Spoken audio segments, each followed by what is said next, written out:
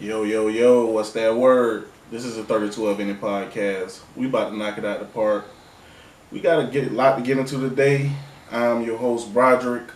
Before we even begin, I'd like to give a special birthday shout out to Drina Pena, the production behind 32 of Any podcast. She's been here since day one, since episode one, and even beyond. So, again, happy birthday to her. I appreciate you.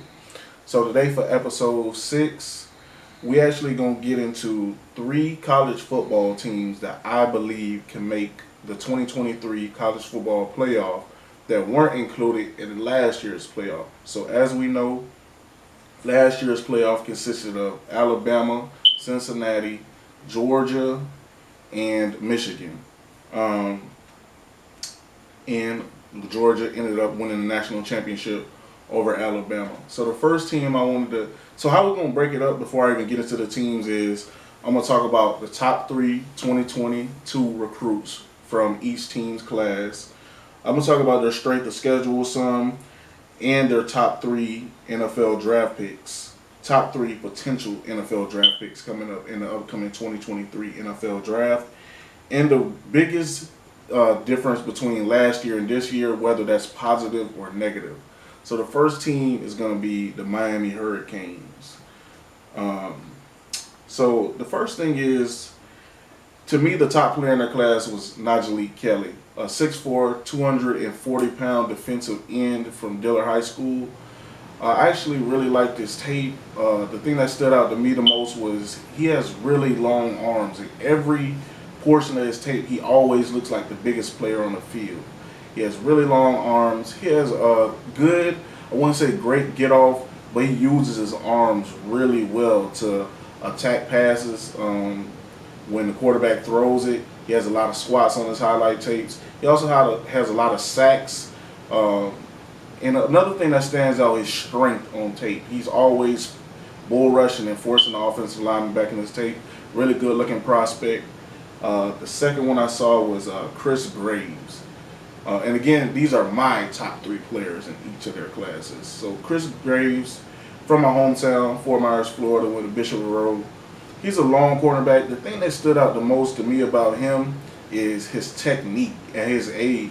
Like at his age, the way he uses technique is very advanced. He doesn't rely on athleticism, even though he has a lot of wide receiver highlight clips on his tape. That just seems to come from him dominating because he's the best athlete on the field majority of the time that he steps onto the field. As a cornerback, he has very good back pedal. He uses his hand very well off the line of scrimmage, disrupts a lot of routes before they even can begin. Chris Gray was 6'1", 175. The next player we have is Wesley Bassint, a 6'1", 205 linebacker from Miami Central. This dude is super impressive. Sideline to sideline linebacker. Seemed to diagnose plays really well. Obviously, 205 pounds. Getting to that Miami strength staff, he's going to have to put on some weight. But I see by year 2, year 3, him being an every down linebacker and might be even getting some PT this year. I know they picked up a couple transfers, have a couple veterans in that Miami linebacking court, but overall, he's a really good-looking prospect and definitely a great prospect to be, in my opinion, the third prospect in your class. Miami strength of schedule. So per CBSSports.com, Miami has the third hardest schedule in the ACC. First game of note is they play Texas A&M in College Station. Obviously, Jimbo has a lot of history playing the Miami Hurricanes from being the head coach at Florida State University. This is going to be a tough game for the Hurricanes. The Texas A&M was actually one of the teams that I considered putting on this list. Spoiler alert, they didn't make the list, but I do have a lot of belief in Texas A&M. It makes it harder with Miami being on the road with that raucous crowd that any Texas fan base is going to bring.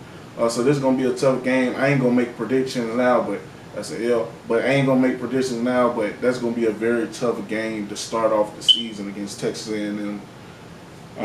Second game I had was they also played Clemson in Death Valley, so at Clemson. That's going to be a tough game. Obviously, Clemson has a veteran defensive line, a very talented defensive line, probably have a couple NFL draft picks on that defensive line, as they do almost every year. Clemson had quarterback problems last year, but they did bring in a 5-star freshman, so who knows, he could get the start. Either way, Clemson is going to be good next year. They got a nice running back, Will Shipley, so it's going to be a tough game for the Miami Hurricanes, but I think this is a game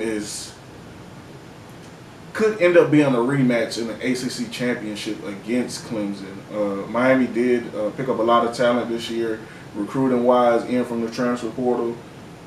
So even if they lose this game, they could just rematch each other in the ACC championship. So it's going to be big. This game could be for home field advantage. Sorry, not for home field advantage, but just an important game for the psyches of the team, in the sense of, we already beat you, so we coming in with a great game plan, I should say. The third game is probably at Hard Rock Stadium. Miami has to play Bethune-Cookman. That's a joke, a total joke. To me, being a Florida State fan, first of all, it's going to be Florida State going down to the Coral Gables to play the Hurricanes. Obviously, Miami lost this game last year, 31-28. Go Noles. But, they're going to be looking for revenge. A lot has changed since last year for the Hurricanes. They did add a lot of talent. Like I said, I love what they did in the portal. I really like their recruiting class. So, this is a big rivalry game. Mario Cristobal's first game against Florida State as the head coach of the Hurricanes. This is going to hold a lot of significance for both teams' season. So we're going to see how it play out. The biggest difference, before we get to the biggest difference, the biggest NFL draft picks, or the best top 3 that I have for the Hurricanes, are Tyler Van Dyke, a nice quarterback. He wasn't great in the Florida State game, but every other game of the season, he was always the best quarterback on the field. He inspired a confidence in the team that they always believed they was going to win or come back. Very talented. Highly ranked. I've seen him in a couple top 10 mock drafts. So a very good quarterback. I'll give him his credit. Zion Nelson, left tackle. There were reports before last season, I've seen him in mock drafts as a top 5 pick. Not as a top 5 left tackle, a top 5 pick in general. So it was surprising to see him return. But he returned. He's a veteran in offensive line, obviously. He's in those mock drafts. He's a talented player. Like his game a lot. The third player I had for the Hurricanes was Tariq Stevenson, cornerback. He's another player I'm surprised that came back. To me, he's pretty decent in coverage, good in coverage, but to me, he really stands out in the run game. Very physical corner. Came up when the run fits a lot. The Hurricanes really struggled with tackling last year, but he was one of their sure tacklers on that defense. The biggest change with the Hurricanes for me is obviously the firing of Manny Diaz and the hiring of Mario Cristobal to his alma mater and the team that he played for back in the day. Just his overall, them hiring Mario Cristobal showed Miami now has more of a commitment to football than it's had in probably close to 2 decades now. He's obviously one of the best recruiters in the country. If we're going by pure recruiting ability, he has an argument to be a top 4 recruiter in the country. He's going to get the talent there. It's going to be about how they perform in big games. Obviously, we all saw what happened to the Oregon team against Utah. But Miami has a chance to get more talent. They have a way better local talent base than Oregon. So if he can get some of those players to stay home, he's already recruiting the state of Florida really well. They're going to have the talent. Charlie Strong at defensive coordinator, Josh Gaddis at offensive coordinator. They got potential to be really good.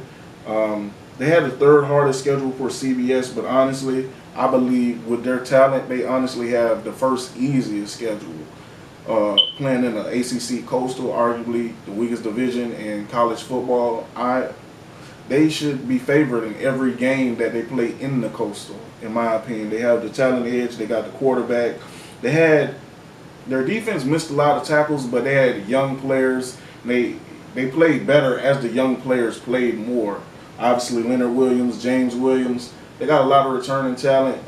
This team should they should probably win a minimum of 9, 10 games. So yeah, I think they have a chance to make the college football playoff. Obviously, they're going to have to go through Clemson, more than likely in the ACC championship, but we'll see. Moving on to the second team, was a team that's perennially there, was the Ohio State Buckeyes. Obviously, they didn't make it there because they had a loss to Michigan. The top 3 players I liked in Ohio State's 2022 recruiting class were, first we had C.J. Hicks. Now, I watched this dude film and I was in awe. Like, what I can say about this dude is he is an athlete. Like, he was all over the field. Even at running back, the dude's vision, you could tell is going to translate over the linebacker. Like, how he gets through the hole, how he maneuver his body to not even get touched on some of his highlight film at running back. Then he has great instincts and he hits really hard. He really doesn't have many weaknesses in his game. He's already 6'3", 215 pounds, was the number 7 overall player, the number 1 linebacker in the country. Very promising player. Second player I had was Sonny Styles. He's 6'4", 215, the number 12 overall player and the number 1 safety. I really like this guy's game. And, you know, he reclassifies. So he's going to be 17 years old. I can see him getting some snaps this year. Very instinctual is what I can say about Mr. Styles. Is what I really like about his game. Nice. He's a nice hitter, not overly explosive. He's a fast player, had a couple pick sixes on his highlight reel. But his instincts are what really stood out. It seemed like he always knew what the offense was going to do. I was very impressed with that watching this tape. And again, only 17 years old, has some years to get his feet wet, a great coaching staff there. Excuse me. Then I had Kenyatta Watson, another very impressive player. Notice these are all defense players for Ohio State too. But anyways, he was the number 59 overall player, the number 5 D end in the country. The thing that stood out to me about his tape was he hits extremely hard, played down there at Chaminade Madonna Prep in Miami, but the kid's first step is elite. Even if he doesn't play that much this year, I can definitely see him getting in on third downs, because on his highlight tapes, he could not be blocked one-on-one when it came to the pass rush. I didn't see many of his plays run blocking on his highlight tape, but his pass rush and how he gets to the quarterback, he just has such a great motor and plus a quick first step that I understand why it's hard to contain it. Why he has good bend as well. He can improve on that. I'm sure Larry Johnson, a legendary defensive line coach, is going to help him out a lot. But I can see him on third downs. Really like this kid's game. So, again, CBSSports.com, Ohio State had the second hardest schedule in the Big Ten coming up this year. Some games they had to play was Notre Dame at home, the first game. They get Notre Dame in a horseshoe. It's going to be Marcus Freeman's first game. I think it's going to be an intriguing game because, as we know, Notre Dame is going to have a good defense. That's guaranteed. The question marks come in, and not question marks in a bad way, more of just how is this going to come together with Brian Kelly taking over the head coaching job at LSU? How is Marcus Freeman's offense going to look? How is it going to look? Is he going to put his athletes in better position to make plays, or is he going to be more methodical? Obviously, they have a first-round level tight end in Michael Mayer. They always have good quarterbacks and receivers. It's Notre Dame. So we're going to see. It's going to be a real good game, and I'm excited to watch this one, especially with Ohio State being at home.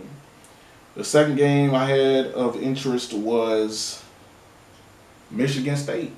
They play Michigan State on the road at Michigan State. Mel Tucker's doing a great job building up the program at Michigan State, utilizing the transfer portal. High school recruiting is picked up with the advent of NIL, but he was a dogged recruiter anyways, so I'm going to give the man his credit. Michigan State, obviously, they always have a tough defense, bringing back a veteran quarterback, and he has a great connection with his receivers. This is going to be a tough game for Ohio State, a real tough game. In the middle of the season, rivalry game, obviously, on the road. It's going to show us a lot about this 2022-2023 Ohio State football team. Then the third game, I know this is going to surprise a lot of people. And I know what y'all think I'm going to say. But I'm going to have to say Maryland. Talia Tungavailoa. I hope I didn't botch that. I'm sorry if I did. He's coming back with a veteran receiver corps. They have a nice defense, picking up the transfer Quayshawn Fuller. I think the reason why I put this instead of Michigan, instead of the game, is because the Michigan game Ohio State is going to have at home, and Michigan has lost a lot of talent off that team, including Aiden Hutchinson, the number 2 overall pick in the draft.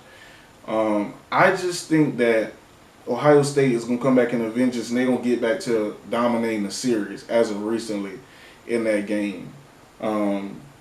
Obviously, they're going to take it personal. Michigan going to take it personal. It's going to be a great game. But this Maryland game, to me, is right before the Michigan game. It's going to be a solid trap game. Now, I'm not saying Ohio State going to lose or anything like that. I just think it's going to be a tougher game than if anyone's just looking at the schedule when they see Ohio State, Maryland. You're probably chalking that up as an automatic Ohio State win. And I am too. But I think it's going to be a tougher game than what people are letting on it to be. Of course, Ohio State always has many great NFL draft prospects. Always, every year. Now, they arguably have the number 1 draft prospect in C.J. Stroud at quarterback. Great arm. I think he had 44 touchdowns, 6 interceptions last year, 4,000 yards. Kid is a straight-up baller. They're always dangerous. He gives them the same confidence as Tyler Van Dyke does to Miami. You never feel like you're going to lose. You're always going to feel like you're going to dominate and guarantee production. The kid is great. There's not much more you can say about it. Number 2, I had Jackson, Smith, and Jigba. All these guys have interesting names. But he's a wide receiver, 6 foot, I believe 198 pounds. The thing he was obviously dominant versus Utah. The thing that stands out a lot about me to him is the way he runs his routes. He isn't overly amazing fast, but he definitely creates so much separation due to having elite footwork. He also has great separation skills too, and his after the catch ability is probably better than any wide receiver that's coming out next year. Very impressive prospect. He had dominant numbers. I think 1,600 yards last year in a receiving corps that had Chris Olave and the receiver that went number 10 overall to the New York Jets. So Garrett Wilson. So 2 great receivers. Can be argued maybe they took some coverage away from him. He gets his time to be the number 1 receiver. Julian Fleming is another one to watch. Of course, Ohio State does a great job with developing receivers. Number 3, I had Paris Johnson. Now, he played right guard last year, was a second-team all-conference player by the coaches. But like he did in high school, he's going to be playing left tackle this year. Seen him in a couple mock drafts in the first round, maybe even the first offensive tackle off the board. Very impressive player, a bully. A dancing bear, moves his feet extremely well. I'm excited to see what he does at left tackle this year. Obviously, Ohio State always has a good offensive line, great offensive line coach. Ryan Day is an offensive coach. He's going to make sure those guys are blocking for C.J. Stroud, making sure they give those receivers time to get out there and do what they do and block well for Travion Henderson and all the other good running backs that come through Ohio State. Now, the biggest change between Ohio State last year and this year, obviously, they lost those 2 first-round receivers in Garrett Wilson and Chris Olave. Of course, Ohio State's recruits so well. I think they're going to be still a good team. You know, again, I don't forecast them losing to Michigan this year. That's probably going to be the biggest difference. I think Ohio State was really disappointed in the outcome of that game. Obviously, it affected their entire season. But I think they beat Michigan this year. I think they run the table. They don't lose a game. This team, to me, is just too talented for every team on their schedule. They're the Ohio State of their division. I was going to say they're the Bama of their division, but they're the Ohio State of their division. I'm going to put some respect on them. And I think they're going to have a great season. Moving on to the third and final team was the Texas Longhorns. Yes, I think Texas is going to be back, or could be back. The three players I liked out of their class was Devin Campbell. First of all, offensive tackle. He was 6'3", 310 pounds. The number 100 overall player. Number 1 guard. He played a lot of guard and left tackle in his film. Thing I can say about this kid is he's a real mauler. He didn't have many pass blocking sets on his film, but he did a great job with getting out in space. Nearly all of his highlights consist of pancake blocks, putting kids into the ground. The kid's an awesome player for Beion Robinson to be running behind this year. Very impressive athlete in space. Already has a nice filled out body. To me, he's more developed in the upper body. So when he gets that lower body space, he's going to be even more dangerous. He's going to be blocking, in my opinion, for a dominant rushing attack in the near future. And that leads me to the second player, which was Kelvin Banks, the number 33 overall player, the number three offensive tackle in the country, 6'5", 300 pounds. Again, another mauling player. The thing I can say about him is this kid, he out there like playing with people's kids. Like he out there affecting people's livelihoods. Like he don't care. A lot of his plays consist of him pancaking kids into the ground and looking for work. That's the thing you love about any offensive lineman. He looking for work. He looking to dominate. He looking to embarrass you. And on the flip side, he looking to create success for his teammates. He always looking for extra work, looking for extra people to block. Got a lot of respect for this kid watching this film. And I think these kids, even though offensive linemen don't come in and play early, these two kids have a chance to play very early. Now third, I kind of cheated a little bit because he wasn't a high school player, but he did reclassify, so he is around the same age.